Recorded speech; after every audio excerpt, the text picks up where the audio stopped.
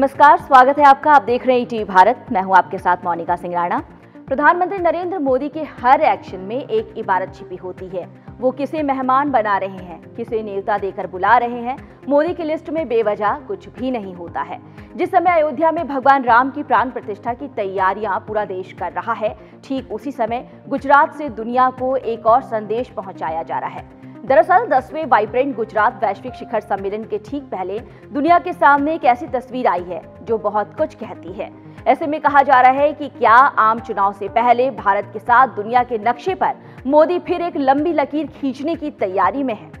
10वें वाइब्रेंट गुजरात वैश्विक शिखर सम्मेलन के पहले संयुक्त अरब अमीरात यूएई के राष्ट्रपति मोहम्मद बिन जायद अल नाहयान के साथ पीएम मोदी का अहमदाबाद में रोड शो भारत के एक मुस्लिम देश के साथ दोस्ती की कई तस्वीर दिखाती है। कूटनीतिक स्तर पर ये मोदी का कौन सा नया दाव है, और ये भी कि मुस्लिम देश के राष्ट्रपति के साथ मोदी का ये भाईचारा साबरमती आश्रम तक ये 7 किलोमीटर का साथ, इस भाईचारे के जरिए भारत समेत दुनिया को मोदी ने क्या संदेश दिया है। यूएई के राष्ट्रपति मेरे brother his highness Sheikh Mohammed bin Zayed का इस आयोजन में शामिल होना हमारे लिए बहुत खुशी की बात है। गुजरात की जमीन इन दिनों दुनिया के वैश्विक व्यापार का नई केंद्र बन गई है। वाइब्रेंट गुजरात ग्लोबल समिट को उद्योगपतियों ने हाथों हाथ लिया है।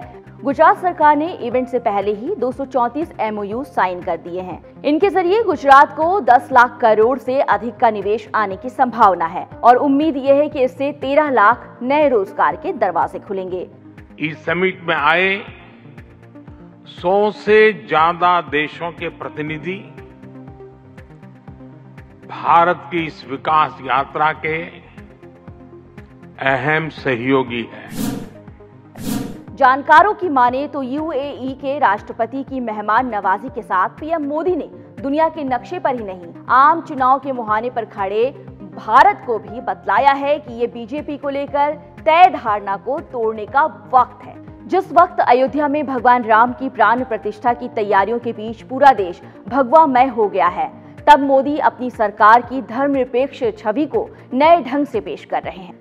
यही नहीं, वाइब्रेंट गुजरात और राम मंदिर के उद्घाटन के ठीक बाद पीएम मोदी अपने बेस्ट फ्रेंड जायद अल नाहयान के पास फरवरी में जाएंगे। यहां वो 14 फरवरी को अबू धाबी में बाब्स के एक मंदिर का इनॉग्रेशन करेंगे। ये यूएई का दूसरा मंदिर होगा।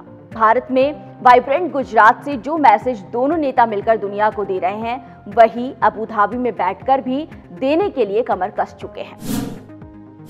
गोधरा का दर्द और भूकंप के झटके से उबर रहा गुजरात खड़े होने की तैयारी में था। सीएम रहते तब मोदी ने इन्वेस्टर समिट का फैसला किया। एक फाइल के कवर पर देखा गुजरात टूरिज्म का लोगो और यहीं से मोदी ने दिया वाइब्रेंट गुजरात का नाम। 2003 सितंबर को पहली समिट अहमदाबाद में हुई। समिट में मोदी ने खुद 500 उद्योगपतियों को आमंत्रित किया। लाल कृष्ण आडवाणी ने इसका उद्घाटन किया। फिर हर 2 साल में समिट का आयोजन होता रहा। कोविड के चलते जो ब्रेक हुआ, उसके बाद अब पूरे 4 साल बाद ये समिट होने जा रहा है। ऐसा नहीं कि पीएम मोदी की करीबी सिर्फ MBZ से ही है।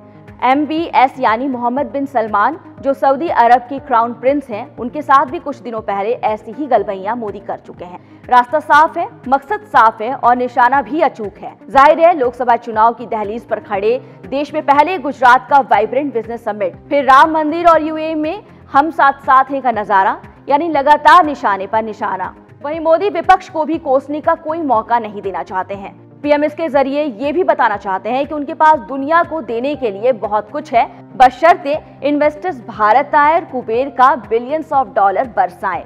गुजरात का रोड शो धन बरसाने वाला है और यही माहौल मोदी देश में लगातार बनाए रखना चाहते हैं। तो देखा आपने, एक तीर से कई निशाना लगाया जा रहा है।